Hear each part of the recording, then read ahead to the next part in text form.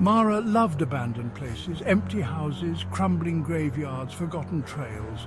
They all called to her sense of adventure. So, when her friends dared her to explore the old Blackwood Manor at the edge of town, she didn't hesitate. "It's haunted, you know," Ryan said, his voice hushed. Mara scoffed. "Ghosts aren't real." Blackwood Manor loomed at the end of a gravel drive, dark and silent against the setting sun. The iron gates hung open, creaking in the wind like skeletal fingers beckoning her closer. As Mara stepped onto the overgrown path, a shiver ran down her spine. The air grew heavy, filled with the scent of damp earth and decay. The front door groaned open, revealing a cavernous hall shrouded in shadows. Dust motes danced in the single beam of light from Mara's flashlight. She stepped inside, her footsteps echoing in the silence. The air inside was stale and cold. Cobwebs clung to every surface, and the only sounds were the rustle of her jacket and the faint creaking of the house settling around her. As Mara ventured deeper, she thought she heard whispers, soft and indistinct. They seemed to come from the walls themselves, weaving around her like phantom breaths. She stopped, listening intently. The whispers ceased. Unease prickled at the back of her neck, but Mara pushed on, determined to prove her bravery.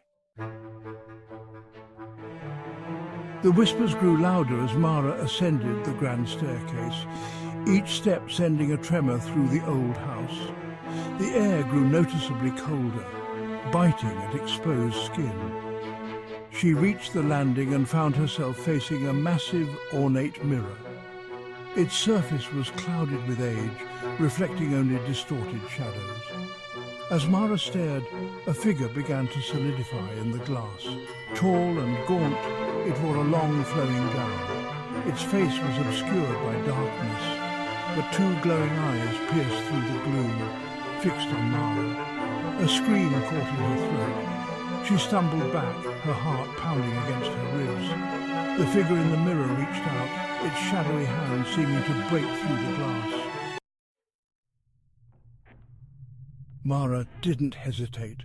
She spun around and ran, her flashlight beam bouncing wildly in her panic. She raced through the darkened hallways, desperate to escape the ghostly figure and the chilling whispers that seemed to be closing in.